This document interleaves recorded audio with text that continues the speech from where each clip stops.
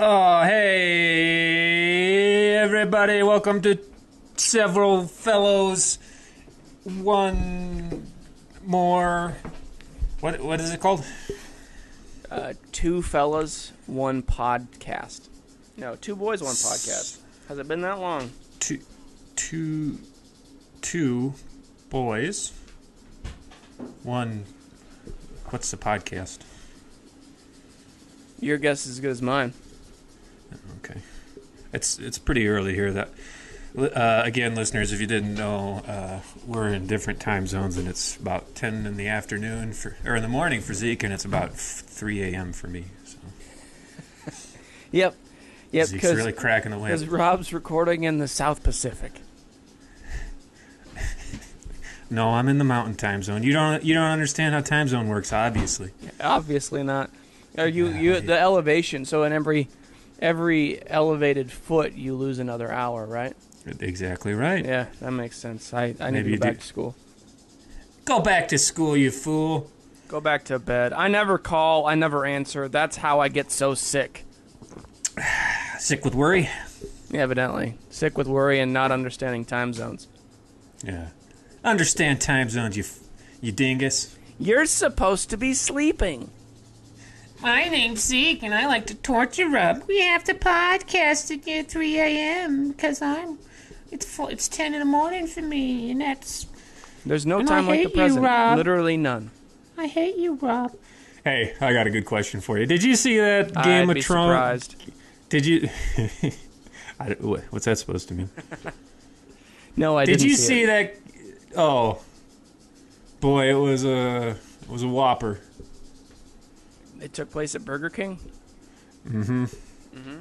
And then they all had a Big Mac that they snuck in their pockets, but it was pretty smashed up. Those rebels. Yeah. Anyways, I guess there's a... What's the deal with this Tyrion guy? He's really short? Is that... Yeah, He's I think he's a Lannister. Okay, yeah, but what about... Why is he... What's the deal? Why... Is he a little boy? No, he's a small old man. No, actually, I don't know. Because I haven't seen it. I'm not sure what they've done, but I think that he's going to become a Targaryen. Oh, because he has blonde hair. Or wait, he doesn't. I think that's why. No, he doesn't. He has like brownish red, but I think that's why his Tywin. I think that's why his dad hated him. Well, he killed his mom too. I mean, when he was born, he came out swinging knives and axes and stuff. Well, I mean, needs must. But I think that I think he's a dragon rider, and that he's going to be somehow like the Mad King's son or something. That's what I think.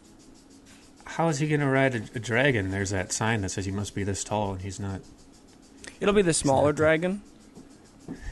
I don't know. I saw them. They all look the same size, Zeke. I don't think so. No, there's a runt in the litter. You're the runt of the litter. I am, obviously. Were you born in a litter? I was born in the garbage. Me too. I was born in the dumpster. I wasn't thrown in there. My mom hopped in and gave birth to me. Yeah. It's more comfortable. Well, there's all that, born rotten amongst food. the can of SpaghettiOs that you enjoy so much. Just the middle, though. Like a goat. Yeah. How have you been, Zeke? I missed you dearly. I don't believe you. No, I've been good. Been busy, but a good busy for the summer, I guess. And you've been out slashing trees. I went on what they call a hitch this week. A hitch? Mm-hmm. Is it like you're tied to the back of a truck? It's close, but no, it's when they bring out Will Smith and they try to help me to win my fiance over again. Because again? He's win really her over again. Again. Yeah, again.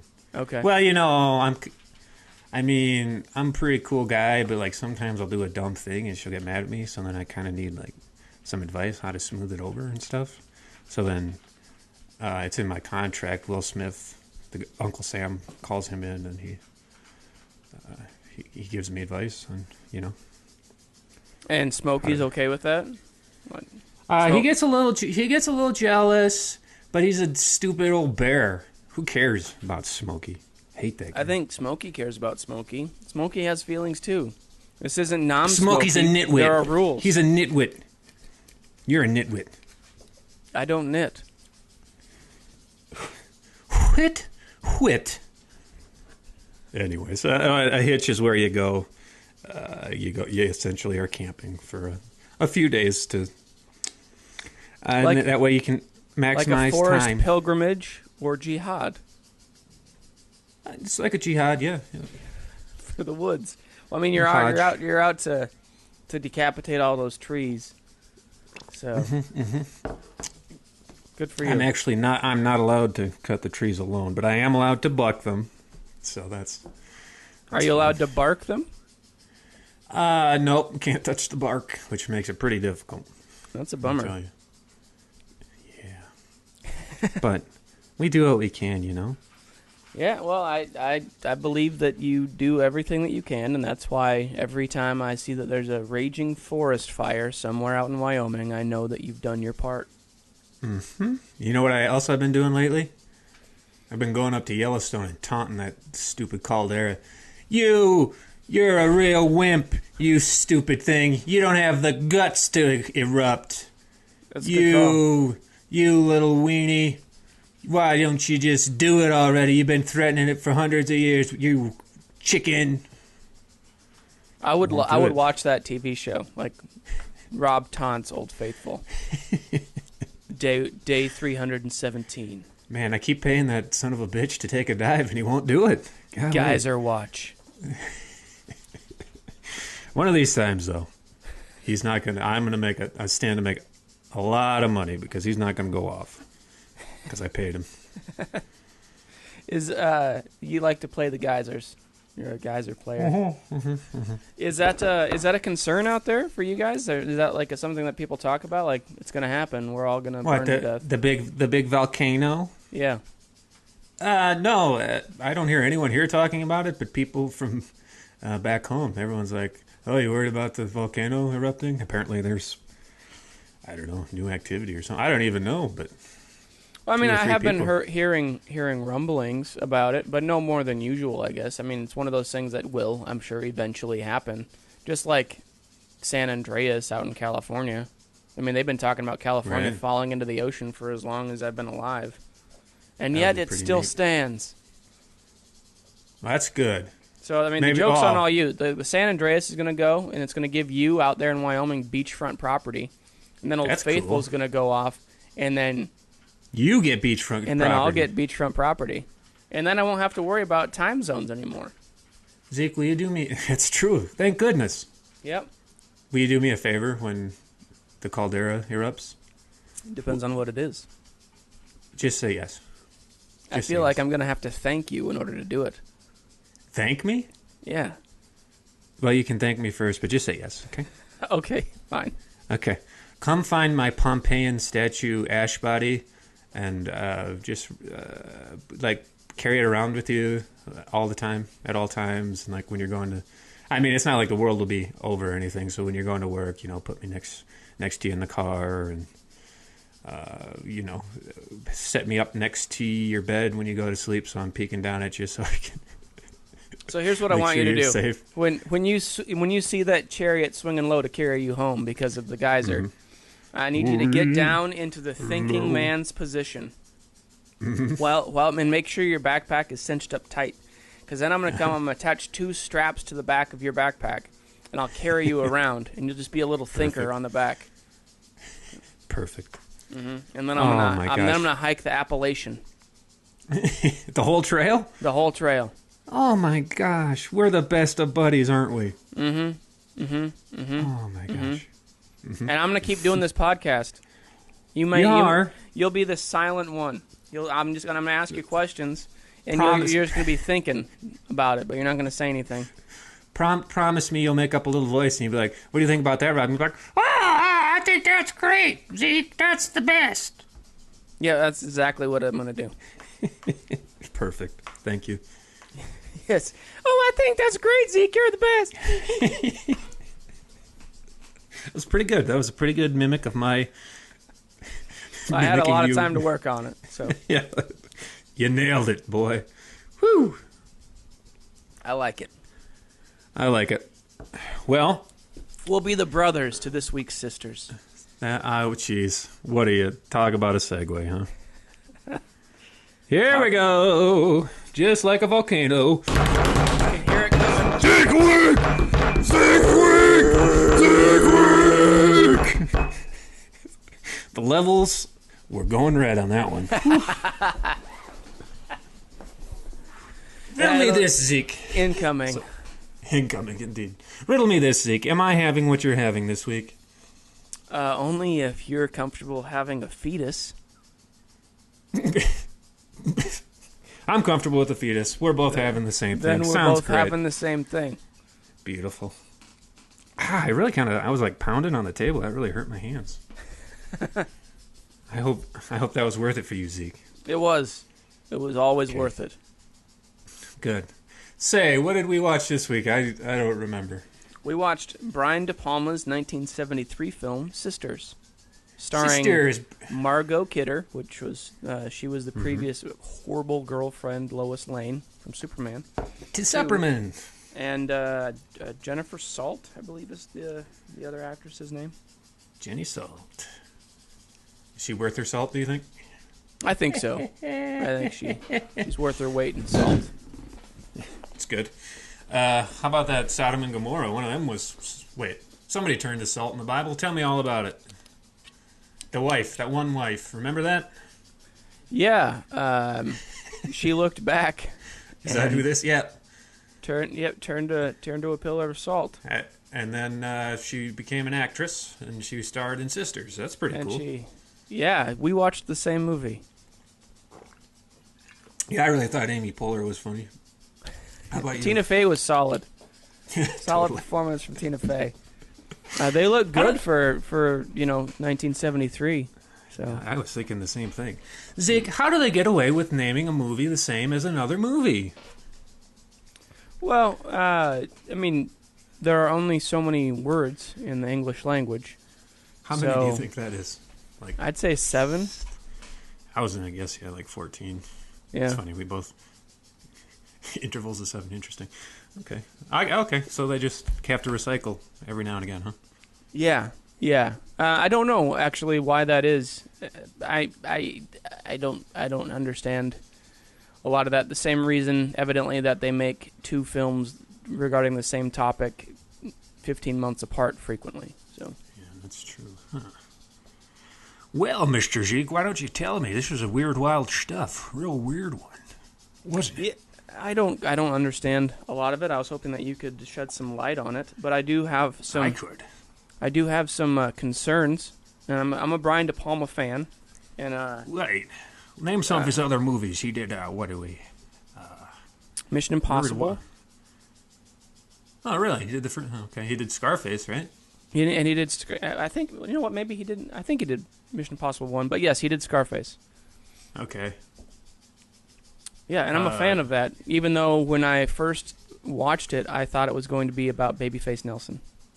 No, I thought it was going to be about Al Capone. That's what I thought it was going to be about. Scarface? Yeah, because that's what they used to call Al Capone that. Yeah, but what were you, like 8 years old and you had no idea? Everybody's talking about Scarface. Say hello to my real friend, you know? Honestly, Jeez. I did not. I hadn't seen a trailer for it, so I was like, oh, I'll watch Scarface. Be fun to watch a mob movie. And it's not that it wasn't a mob movie, it just wasn't Al Capone. What are you, born under a damn rock? Evidently. I'm disappointed in you, sir. Yeah, everybody is. Tony Montana certainly was. Tony Montana. Okay. I kill those cockroaches. Cockroaches. You know, I don't think I've seen the full Scarface. I don't know, I just don't dig it so much. What are you, born under a rock? I mean, I was, and then I threw it at the TV because I don't know, I don't get the big deal. I see through your lies. You were not born under a rock. You were born in a dumpster. That's true. Get it right. How dare. Get it right. Okay, I'm sorry. Thanks for setting the record straight.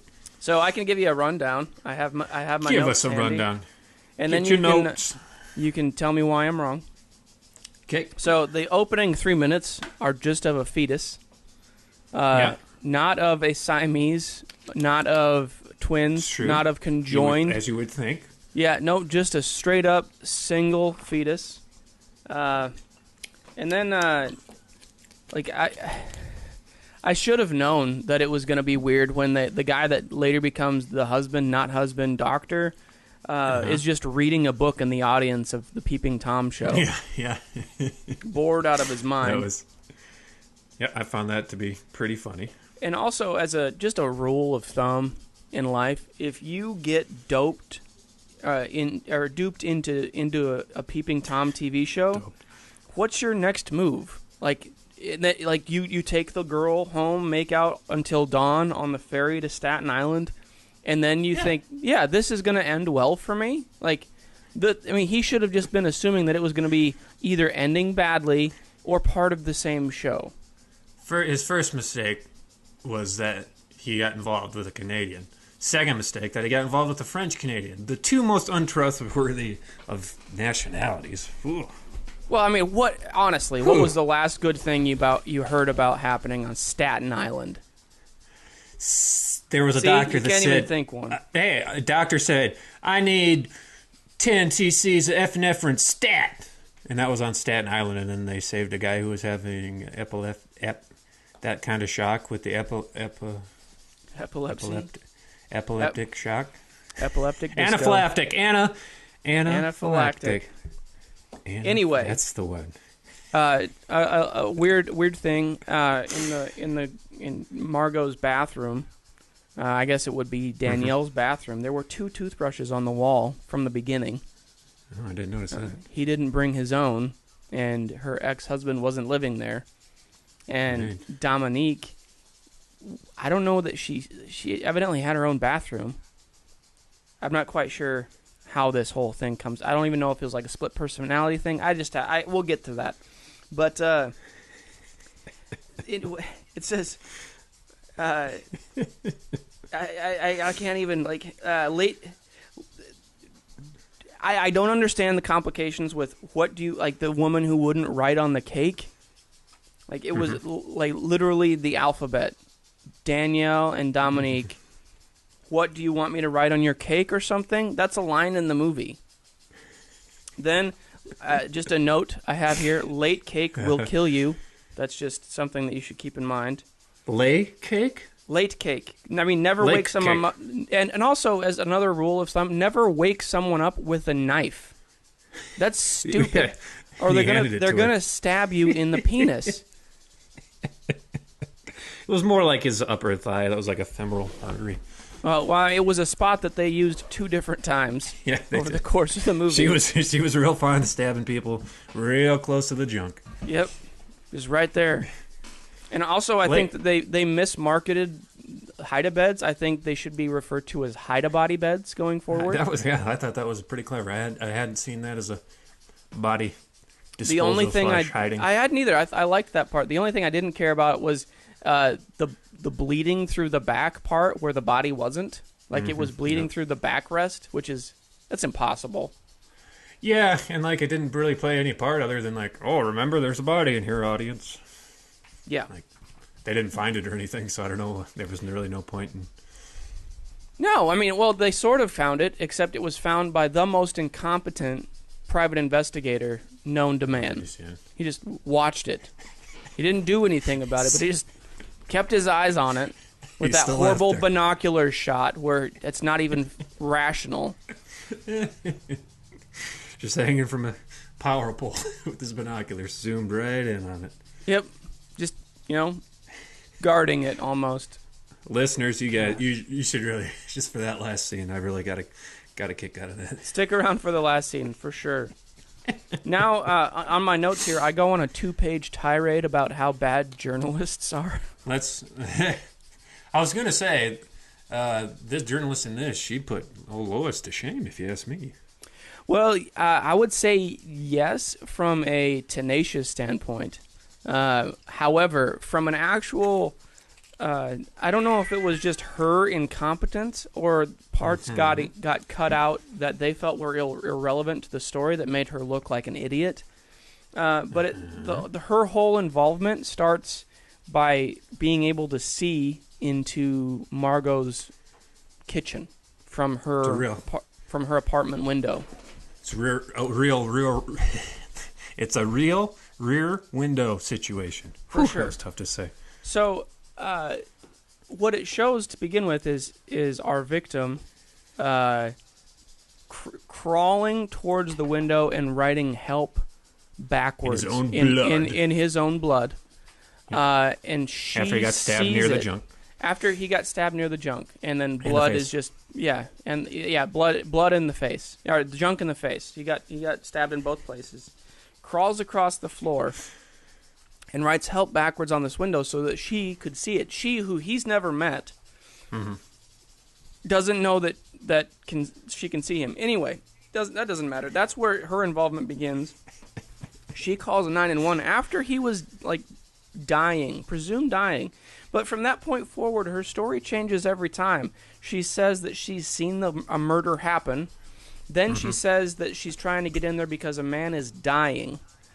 And then she's talking about having seen the whole thing take place from Danielle's character, when that's not possible. Like, all she saw was a hand on a windowsill, and then she's trying to describe this black man who was stabbed to death by this, and then she just makes these leaps and bounds and that are obviously correct because that's how the story moves forward.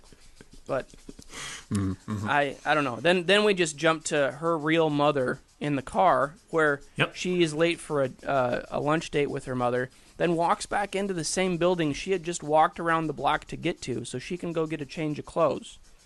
And then they talk about this experimental madhouse. Just like real people, there are interesting things going on right here in Staten Island. What the hell is going on at that point? Then it just escalates further. There's an Acme window washing van that she hires this private investigator. He's done a lot Coyote comes out. Yeah. This is and then he gets all offended because he claims that he's as a private investigator that it's a craft. He went to the Brooklyn Institute of Modern Investigation. Okay. Like, there's a lot of assumptions that need to be made in order to buy into the whole thing, and then it just leads into like whether or not it's a split personality or they're twins or she was actually traumatized to the point of buying into the hypnosis. I don't know. What do you think? I think the reporter was the twin, and then Lois Lane went crazy and thought she was the other twin, and that's when she started killing people because she thought that the reporter was the bad twin, but she was the bad twin, and she was also crazy, and the bad twin was actually just a quiet, nice twin. That's what I think. So when the doctor runs his hand up her thigh, that you think that scar was on her? Is that that was real? It was on both of them. Both of them. Yeah. I think they were actually combined. The part of that so I mean the conjoined part, the part of it that I don't quite understand is they show when she's naked on the couch, they show the scar on her front hip, and then on the reporter in her, I want to say, lucid state, they show it on her other hip, the scar, which is why I see the conjoined implication. However, on the video that they show of the two twins, they're conjoined at the spinal column. Yeah, they did say that, didn't they? So I don't understand why the scar is even on the front part of their body at all. You know, I can't say. I had to close my eyes because that was getting a little too close. There was skin involved. I was going to ask how much of it you are actually able to see. I had to have my eyes shut for a good part of this film. Yeah. I have to be a good little boy. Well, I guess Brian De Palma came up with the premise for this because he read an article about the real separation of some conjoined twins. And Salt and Kidder were roommates, and they would have these holiday parties when they were just starting out, and Brian was pretty young then at the time too, but working, and they would invite him and some other like industry friends to hang out, and this was his Christmas gift to them one year. He sent this script over for both of them. No, so that they would both, so they both had lead roles in it. It was a little strange, like it's a weird thing to be like, hey, I'd like to work with you on this project. Thanks for all those holiday gatherings. You'll be naked, and you're going to be psychotic, and it's going to get weird. So hopefully you can be a part of it. Going to be weird, wild stuff. It was strange. My favorite line in the whole thing was, "I never call and I never answer. That's how I got sick. Somebody called me on the telephone." I was gonna make a joke about that. The germs are coming through the phone. The most disgusting part of the whole thing to me was when Kidder was making out with the doctor next to Salt, and she looks over at her and says, "You're supposed to be sleeping." What about when he's deconjoining him and he just grabs a big old it's not even a butcher knife, cleaver. So I actually have a cleaver note. Yes, I've been through. I've shot several surgeries enough to where I feel like if this was a technique, I would know about it. But no, they're laying on the operating table, and he picks up a big meat cleaver and just hacks down on him. Yeah. Can't even see what he's cutting. I mean, it was part dream or hallucination or something, because there was all those other twins. A couple of them looked like they were Quakers, and then there was like a couple of hippies. I mean, I don't know. Plus, if there was a spine involved, I don't think you'd want to go to break it. You would think no. I mean, I took it as it wasn't really what happened as well, but it's a weird thing to cut to because there is no previous, like it's not the same knife that was used murdering people. It wasn't even the same knife that was used to, at the bakery. So it just came out of nowhere. This like Halloween-esque meat cleaver. Like I'm gonna get you. I'm gonna cut your spine conjoinment right in half. Yeah. True or false? This was supposed to be a really good movie because it's in the Criterion Collection, correct? I was expecting that. That was true. That's what I was under the impression of. So what's the deal? So what was your favorite part of it? What was my favorite part? I mean, the concept was interesting. The twists. I was like, okay, there's the twist. Oh, there's a second twist. Oh, and a third. Okay. I don't know. I really liked the end with the investigator just watching that couch. That being said, that's such a silly, not important part. What did I like the best? I don't know. What did you like the best? I mean, I thought that the performances were good. Yeah, I would agree with that. But I think that I was expecting it to be sharper just because it was in the Criterion Collection, and right. I've heard good things. I mean, both performances from the actresses were solid, but yeah, for sure. The story it was based on. I mean, I liked the split screen, and I guess for the time that was I guess that was kind of I like that. Unheard of. And maybe that's why it got in. Is just like the filmmaking style is what did it, and not the storyline. Sure. Because the storyline doesn't make any sense. No, it really doesn't. It was shot well, though, for sure. Yeah, I mean, all the filmmaking, all of the talent involved, they did a great job. But there are some assumptions that you have to, like, you have to buy into the absurdity of some of the characters. You have to make it work. Suspend your disbelief, as they say, a little too much. Well, I mean, it's not an unbelievable film. It's presented as like a version of reality, and it's difficult to buy into that. For my dollar, if I'm going to see a conjoined twin flick, I want to see Basket Case. You know what I'm talking about? I've not seen that. Oh, it's swell. This guy has a conjoined twin that he gets cut off, but it's really deformed, and he keeps it in a basket, and then it gets real jealous of anytime he tries to have a friend or a girlfriend, and he kills everyone. It's See, for my money, it's Hellboy it's a real 2. treat. Where they're in that underworld area, and the guy says, "Oh, you have a beautiful baby," and the thing rolls over on the chest and says, "I'm not a baby, I'm a tumor." Good call. Yep. You're welcome. Yeah, welcome. Zeke, it sounds like you didn't like this one either. I feel like I'm a correctly? broken record at this point. No, I did not. I didn't hate the performance. I think it's probably a solid film performance-wise, but the storyline's garbage, and so because of that, I did not like the movie. Real rubbish. Yep. I would How'd say you like it? It was mediocre, bordering on less than mediocre. Yep. I'm kind of bummed. I'd built it up in my head to be something that was going to be I did really too. I was spectacular. Looking forward to it. Yeah. We should have watched Black Christmas. Well, we'll watch it, but it'll be off book. Yeah. You guys don't get to know about that one unless you talk to us. Please talk to us. But you're not our friends. Our friends don't listen to this. Maybe one or two, and then some other. Well, they're all friends. I shouldn't say it that way. But friends of the show, not me. They're my friends. They're not your. Nobody likes you. No, that's true. I don't even argue the point. Please make sure my Pompeii'd ash statue doesn't look you in the face, because I can't. I would like to reiterate, I cannot stand the look at you. Well, it'll be facing the opposite direction. Good. And on your birthday every year, I'm going to try to wake you up with a dagger underneath the cake. Is that spring cake? Yeah, a spring cake. Stab me right near the junk.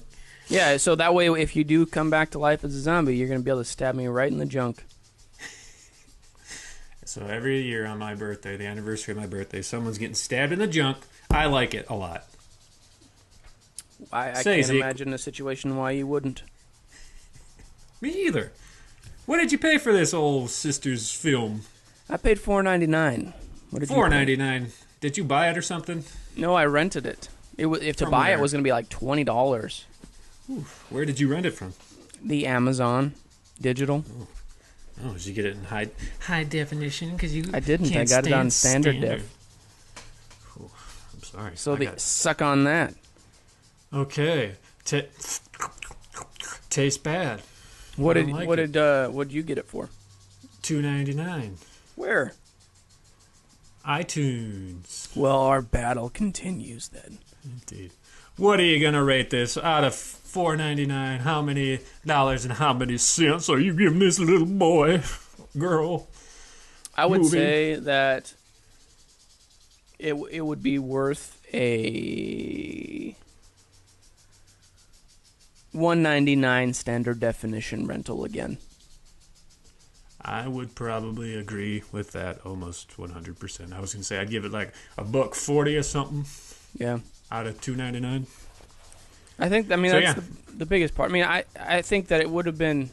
I had unrealistic expectations of it just because it was in the Criterion Collection, and I get that a lot of that is based on like weirdness and like how they made the film and.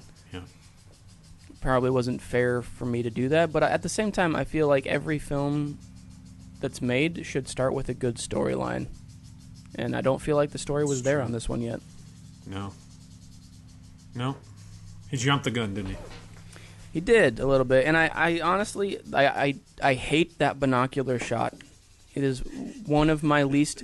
Two things bother me more than anything else. That binocular. Three things: running, binocular shots. And when someone's been holding someone else at gunpoint for a while, and then to add tension, they cock it again, as if it hadn't been loaded the whole time. Those three things bother the hell out of me. Wait a second, you didn't even have this thing cocked? Yeah, so I could have just, that was fine this whole time. You're an idiot. But boy, when you hear that click, or they pump that shotgun, then you're really... Now you know you're screwed. You've missed your opportunity.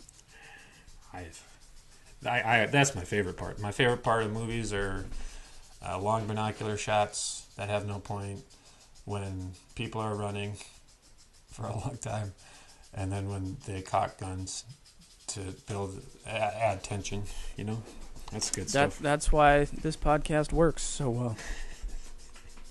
What are we, polar opposites or something? Yeah. And we're really we're really on a bad streak here, ain't we? We could use a good solid pick-me-up film here. What do you got for me? It's not that time, boy. All right. Well, I have no schedule in front of me anymore because you switch it up on me every week. So are you asking me what's funny, or are you asking me to embrace to take your hand and go on a journey with you to Neverland? Is it that time?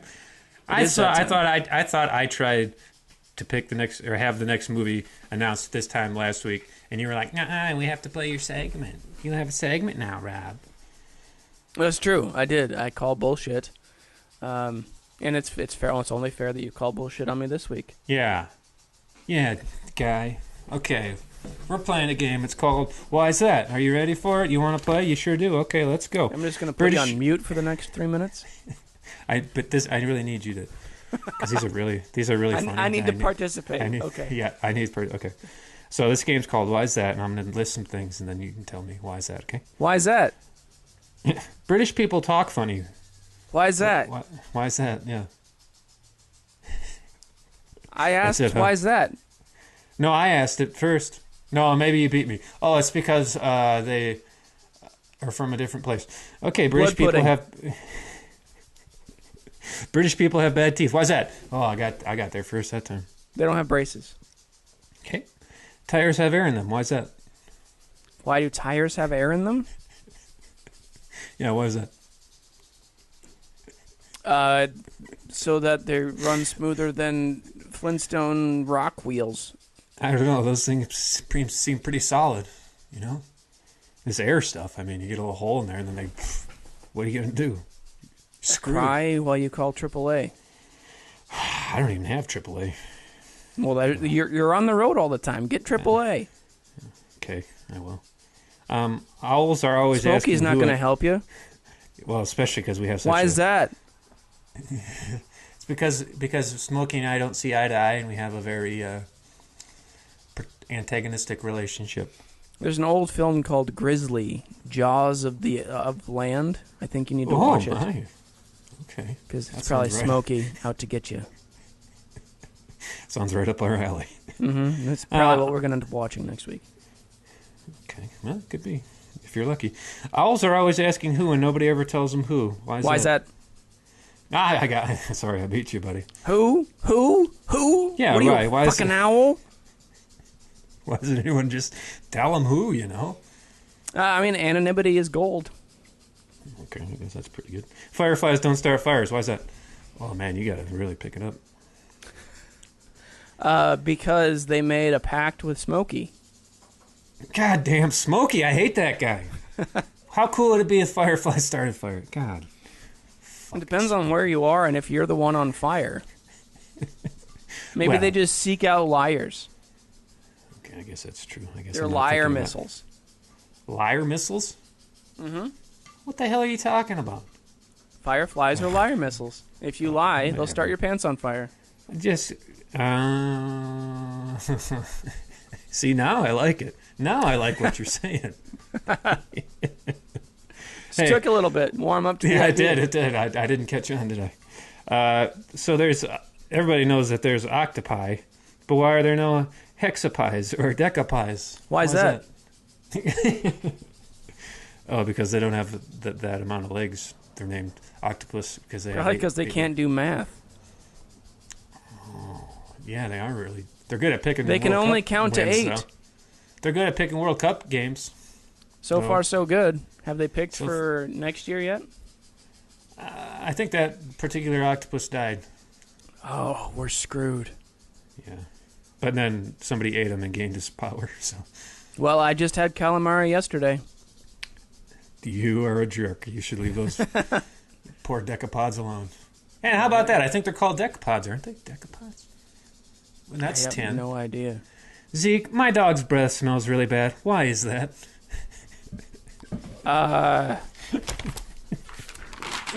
Because he hasn't been using the poop cup. Because he has not been. Wouldn't it smell because he has been using it? No. I don't know. Did you No. not teach him how to clean himself? Don't take that tone with me. You haven't been sharing your bidet with him, evidently. You stick him on the bidet. Zeke, you don't have that tone of voice with me. You don't let your dog's butt smell. I said breath, not butt. Whatever. Fine. You know what? Here. Yes. Boy, I really hope Lars doesn't hear about this. He's going to be so mad. Remember with Lars him is definitely a fan of the show. Hey, Lars, how are you? I liked Metallica for a while, and you're kind of a tool, but that'll help us, right? He's not in Tool. Oh, what Maynard? That guy's name's Maynard. Menards. He's not in Menards either. Mayonnaise. Hey, did you want to? I heard the music. Does that mean I got to do the thing? Yes, that's your cue. Why is that? Cue like a line, like a British line. Why? Why is that? Yeah, that's a good question. You seem to have had a lot more fun with that than most weeks. I just got to pay attention enough to beat you to the punch. Why twice out of 7? Hey. Real good ratio guy. Math is hard. Hey, I'm not the one looking at the paper you're reading from. But you're still supposed to be just looking. You should be like right there and just be like, what's that? Like you should be. Anyways, that's what I would have. What's that? Yep. See, there you go. Because you're a dummy. All right, here we go. Tink, the next chapter. The two parties advance toward each other. Rufio and Hoggle take a green war pipe that pops them out right at the border of World 6, the Forest of Illusion, a.k.a. the jungle wherein Tink and Swamp Thing are currently bushwhacking their way toward a fight. The final fight. It was going to be fucking epic, brah. Tink figured it was going to be like the time the Mountain and the Viper guy fought. Lots of poison and someone getting their eyes poked out by thumbs. She couldn't fucking wait. She was also hungry for a crumpet. Swamp Thing was summoning all sorts of muck creatures to help in the coming fight. Muck ducks, muck trucks, muck horcrux, muck nip tuck, muck bucks, the usual stuff. Hoggle had learned that trick from Ludo that calls all those rocks to your aid when you bellow like a whale, so they had rocks on their side, which was nice. The two parties could hear each other through the distance, but it was night now. Time to sleep. In the morning, there would be war. That's it. What'd you think? War. Yeah, man, I think next chapter something's going to happen. My ghostwriter, he's really excited about it. I'm glad you're talking to him. His name is Muck Fuck. I'm glad he's a ghostwriter then. Yeah, well, I meant he's Nick Cage. Sorry. Oh, well, he lives over in England a lot of the time. And he rides around on a T-Rex skeleton. Well, I mean, I've seen him. I've seen him on my way to Rapid City with his T-Rex skeleton. He takes it for walks. That's pretty cool. Mm-hmm. Are you excited for this? I think there's probably not much left to this story. I mean, well, it can't be for sure. I feel like if anyone should be for sure, it should be you. But no, I'm looking forward to seeing how it all wraps up with a nice little Neverland bow. I'm sure it won't be pleasant. I mean, I don't think that there are going to be any winners in that. No. I'll make a prediction. There's probably going to be like feces involved. Stinker Bell. Stinker, yeah. Oof. Poor old girl. She's been through a lot. She has.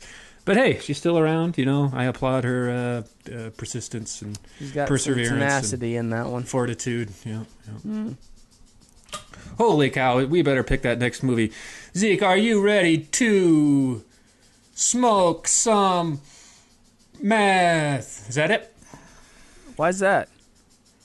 Are you ready to wash your breath? Yeah. What's that thing you say? Kalima, choose your death. You're saying that to yourself, right? Yep. In the mirror. How do you look? Devilishly handsome.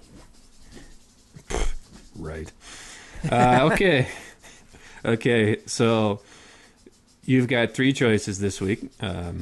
We can do Jennifer Salt, the reporter / evil twin that was the nice twin.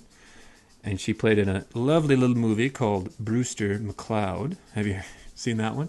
I have not seen that one. Let me read a little synopsis for you so you know what you're getting into. An introverted loner living in the bowels of the Astrodome plots to develop, with the aid of a mysterious guardian angel, a pair of wings that will help him fly.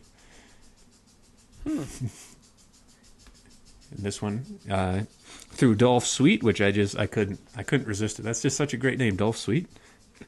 He was Detective Kelly, and he was in a movie called You're a Big Boy Now. Post-teen virgin moves to New York City, falls for a cold-hearted beauty, then finds true love with a loyal lass, and that is directed by Francis Ford Kaplowski,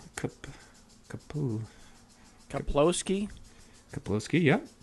And finally, we have Mary Davenport, who played someone called Miss Payson Collier in Sisters. I don't know, she might have been the phone gal, the one that had the germs in the phone, I think. She was in a movie called Home Movies, which sounds interesting to me. Keith Gordon Home Movies. Right. Keith Gordon is a creative young man who films the oddball doings of his family and peers. The maestro appears frequently to give him pointers on his techniques. It's almost a film about a young man making the film. What do you like? 1, 2, or 3? Wow, those are some gems. I'd like to point out that you avoided the hedge trimmer. You have avoided the PI, which would have given you direct contact to the man with one red shoe. What are you doing? You shouldn't be investigating this stuff. You stay off that internet. I'm going to go with... Brewster McCloud. What did you whisper? Nothing. Are you whispering Home Movies? No. What was the first one called? Astrodome? That's where the guy lives. He lives in the Astrodome. It's called Brewster McCloud. Yeah, we're going to do that one. Nice. That's what I was whispering. That's what I was hoping. Yeah, I liked Salt's performance. I'd like to see more from her. So okay, that's what we're gonna do. Yeah, Midnight Cowboy was an option too, but I know you're walking here. We've both here. seen that one. Yeah. Who was the connection there? I don't remember. Somebody. Yeah. All right. The man with one red shoe. What is that? Steve Martin. Tom Hanks. I don't know. You man. goob. You're Tom the Hanks, goob. Carrie Fisher, Jim Belushi. Jim Belushi. Yep. I like James Belushi. Wait, that's the same person. It is the same person. God, maybe I am what you called me. I feel bad about myself. Well, because of Old Faithful, you'll be dead soon. So that's true. Well, everyone, thank you so much for listening. Go out there. It's 2B1P. Several guys doing stuff. We have some friends that do a podcast called Brozan. Give that a listen if you like. Do it now. Play them next. Yeah. Also, I need to go to the bathroom, so I'm going to do it. Zeke? While we're still on the air? Mm-hmm. All right. Good bidet to you. Good day, bidet to you. Bye. Okay, love you, bye. The portions of today's broadcast that you actually enjoyed are brought to you in whole by... Dude, I'm starving. You could have brought some food with you. I've been here for 10 hours. I figured we'd eat. Do I look like a cook to you? You have a phone. Do I look like I'm fasting to you? Yeah. I heard about this great pizza place. I like pizza. Let's do pizza. You order, but there's no pickup and no delivery. So how do you get your pizza? You meet them in the alley behind their kitchen and do a cash exchange. Are you serious? Yeah, it's supposed to be awesome. Sounds like a good way to get raped. No, it's a real place in L.A. What? We're not even in L.A. And why are you even bringing that up as an option? I'm just saying, it'd be cool. Are you against food? What did it ever do to you? I'm more of a food opportunist. If it's around, I'll eat it. Otherwise, I just don't think of it. What you are is an idiot. Order a pizza. What would you... Ugh, give me the phone. I'm calling. Do you have a man-sized hunger inside you? Are you ready to end the famine and eat like a lumberjack after he's come back from sea? Lumberjacks don't go to sea. Yes, they do. When they're on land, they roll with Babe. When they're at sea, they ride a nameless, feelingless marlin. It's a thing.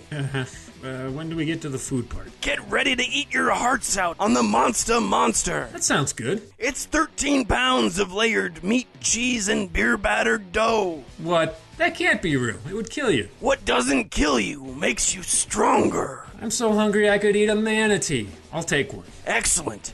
We'll deliver it to your doorstep. Clear out the driveway. We're gonna need some space to turn around. Clear out the what? Our Matza Monster is made to order in our one-of-a-kind 18-wheeled Mondo Mazda brick oven. Like a giant delivery truck. If your delivery truck was an oven built on steroids and unicorn dreams, then yes, it's just your average delivery truck. All right, I'm in. Do you take cards? We take all types of payment. Perfect. I'll forward you our address. Great. Your dough came through. Our dough is rising. We're on our way. Your estimated delivery time is 18 hours. It'll be coming in piping. 18 hours? That's dinner tomorrow. I'm hungry now. The Hebrews ate manna from heaven for 40 years in the desert. Our awesome culinary cream is worth the wait. You'll savor every bite so much you might not want to swallow. Northbound out of Albuquerque, heading your way. Your crust will rise with the dawn. Call Mondo Matza for your Matza Monster today. We only deliver. And for God's sake, if you pass us on the interstate while we're on an order, roll down the window and pump your arm. We'd love to honk hello.